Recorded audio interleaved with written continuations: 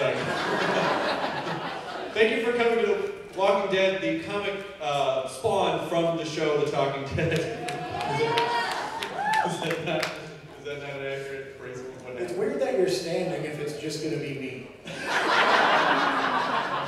So Robert has this weird clause in his contract. No one's allowed to sit next to him. He has to have a full table. So, I know, just off like this. It's just stand up and use the same mic. Okay. This will be even less. This will be even less awkward than when I jumped into your arms on that interview the other day and suckled your teeth while you patted me like an infant. That actually happened. For the people that didn't see that, that sounds pretty weird. It also was pretty weird. It doesn't just sound weird. I don't think I'm going to do this much longer. No, I think you stay back there, and then when Steve and Norman get in here, we all just kind of pile on like a totem. And then we'll just talk up and down. We'll be like a Walking Dead Ultra. Oh my god, that would be amazing! Do you think anyone's sitting there? Robots? Are we gonna see robots? Do you think I can go there? Awesome. Yeah. Do you think I can sit there? I want you to shoot on You guys what we wouldn't did mind? episode of Walking Dead that you did in the comic where you like made them all superheroes. Excuse me? Is anyone sitting here? Just look at that one guy. And that was a lot of fun. Soon the panel will be starting. This is just pre-show. My favorite thing about this right now is that people came in after I said what I was doing when I came up here to share the mic with you, so they just walked in and saw us doing this like it was normal. Yeah. Chris and Robert have a unique relationship. Always have to be touching one another. Thanks for coming to Image Expo too. Image Expo has been so fantastic. Well, because my girlfriend and I got in last night and we were walking the floor and I'm like, oh, this is a comic con. Like it's comics. It's not, you know. The actors aren't even at the panels they're supposed to be at. That's how street this is and real. Like the actors don't.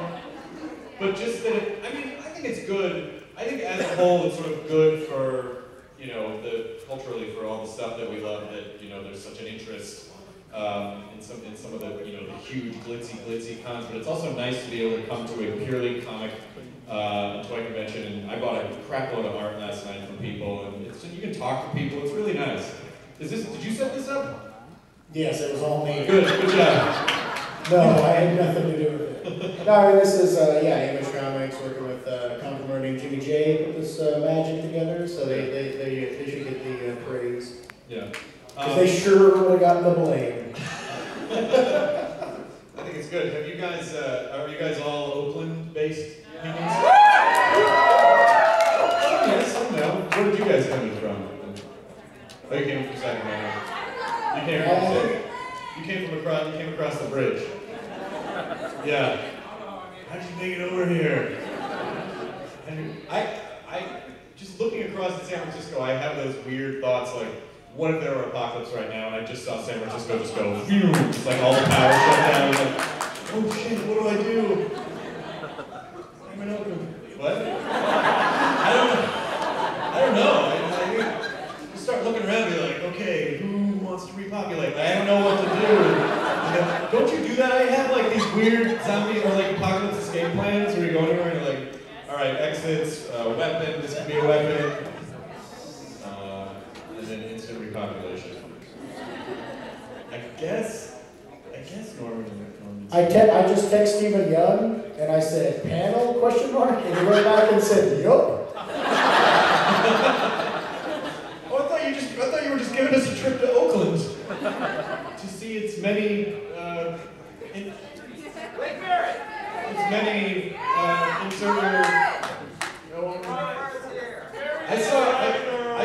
I went to the Pete's Coffee across the street this morning and saw a tall Asian guy pushing a bike around with headphones on and a microphone, and he was just rapping with some music that no one else could hear. That was kind of fun. Oh, I should have videoed that. I never think to do that. Yeah, Stephen says, we are on the way, waiting for Norman. Yeah, I think we're waiting for Norman. What's going on? On the way, just leaving LAX. What? Yeah, I'm gonna write him back and say, take your time.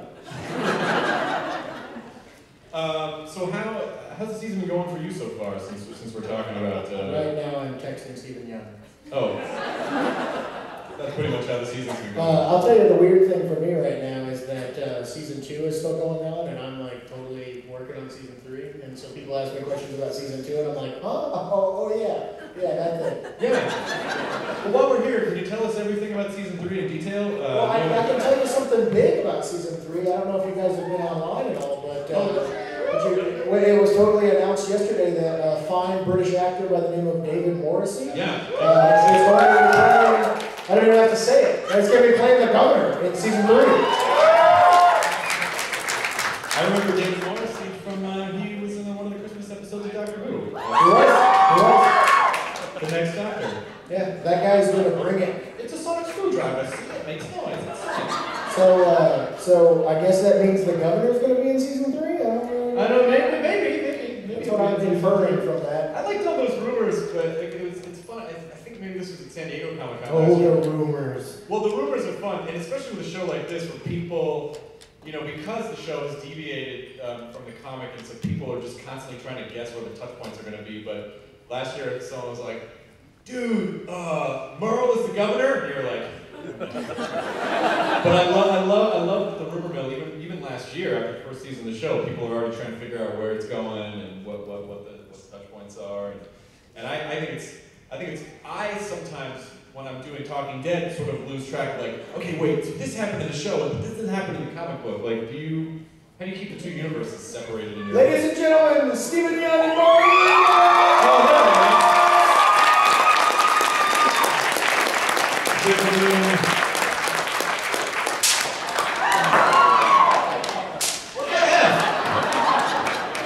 The Image Expo has pyrotechnics! Was that supposed to be like a flash pop and you guys are going to appear in the smoke? Because it didn't work. Yeah. What? Smell fart? Oh, that is so good! Oh, dude, not another one! That's gonna smell so bad. a fart bomb. Hey, so I can also tell you that in season 3, Glenn and Daryl died. Well, it actually happens between season 2 and 3. You don't see it happening. Rumors! Okay, so... Why? Hold on. This is terrible. Okay, everyone please calm down for a moment. Let me just get control. Hold on. Steven, you're 15 minutes late for the panel, and you decide, hey, I'm going to come in with these fart bombs that I want, and drop these smelly things that explode and stink up the place? I'm going to be late. That was your remedy? That was your remedy for being late? You should be ashamed of yourself. There's more fart-based tension now. It smells really bad. The irresponsibility that these actors are exhibiting right now is just appalling to me. So, when it smells so bad. It really is. It is bad. Like, if a fart could take a shit, then it would be that smell. How bad is that, right? Oh my god. Alright, let's get this. Sulfur farts. Let's try and be mature here, fight through it, and get this thing back on track. Where did you get those? Fart bomb? Is there a fart bomb store? So wrong. It is wrong. You're sitting on. Did it get on anybody? Because that smell's never gonna go away. It's like it's in my hand. Yeah, it is. All right. I'll go back up. Sorry. Well, that's all the time we have. Thanks for Thank coming. you. Sorry. Ask a question. That was awesome. We are going to take a bunch of questions, so there is a microphone at the center of the room. So just I want to we'll chat for a little bit, but obviously It smells so bad. it really does. It really does. On the street, Norman and I were walking back with these things. We're like, this is such a good idea. This is so This is the first time it's ever been good to have a seat in the back. Pretend. I love Okay, get going. Let's stop talking about this. Let's talk about The Walking Dead. AMC is going to fire us all. Okay. These are what zombies smell like. That's better. That's a lot Keep it better. going. Zombies bad. So it really has. We're only 2 episodes into the second half of the second season, and I think already the show has been freaking amazing the last 2 episodes.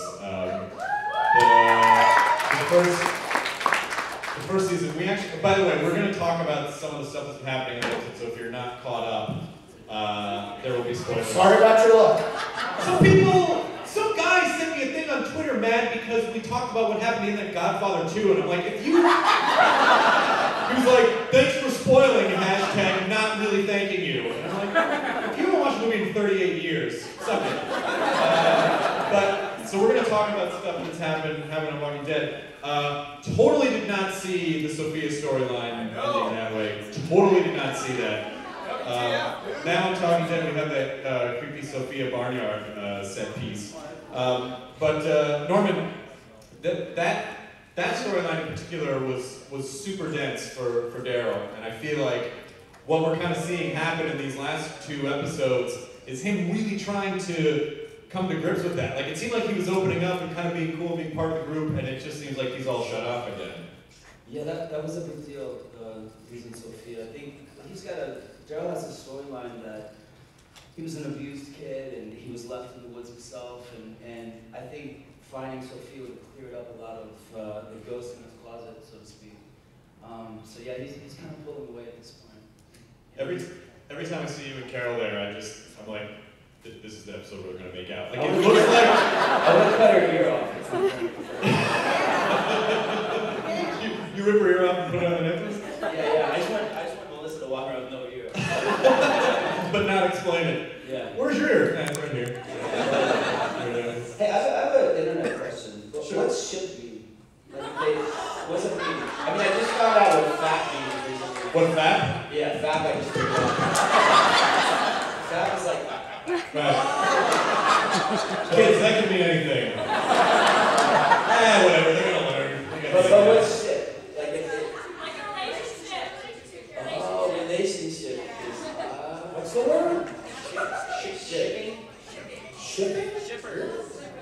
Yeah, it's like a Twitter thing and stuff. Dirty fuckers. Oh, so... No, you seem quite eager. But it's about the sex. Whatever. So, do you feel like, I mean, you know things that are going to happen that we don't know, but without giving anything away, what do you think, what can you say you think is going on between your character and her character? Well, I mean, I said like you know, I think damaged people gravitate towards damaged people, and she and I are a lot alike our characters. There's a lot of, you know, abuse, and you keep a lot of quiet moments to yourself, and we're more observers than outspoken people. So I think that's what's up. I mean, I think it would be too obvious to have us shit. Yeah. Excellently thrown into conversation, but You know what I'm saying? What is going on in Cruise guy? Maybe not some shit. well, if the shit doesn't work out, you can come back.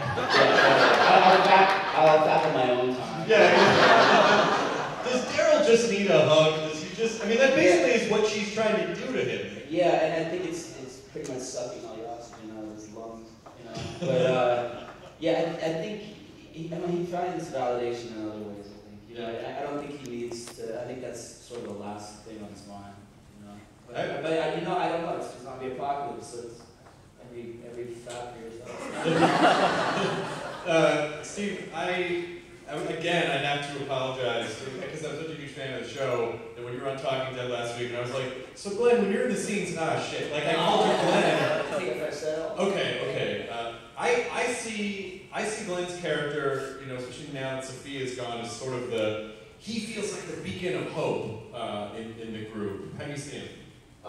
Yeah, I mean, you know, I think he's figuring that out. I think right now, I think I said before, this is kind of the turning point for everyone when Sophia we found Sophia as a zombie. But now it's Glenn's point where he kind of figures out where he wants to go? Like, does he want to keep living carelessly, kind of on the edge, willing to give up his life for other people, or does he have to kind of reassess and see that maybe he wants to live a little bit longer because he has people to live for now? It's interesting that, you know, something like this zombie apocalypse happened, and then all of a sudden, I feel like Glenn is one of the characters. It's so funny to watch like Rick and Shane go at each other, and then, you know, Shane's always like, he's not a real man, not a real man. It's like, Glenn's kind of the guy who's the man. Like, he goes into wells,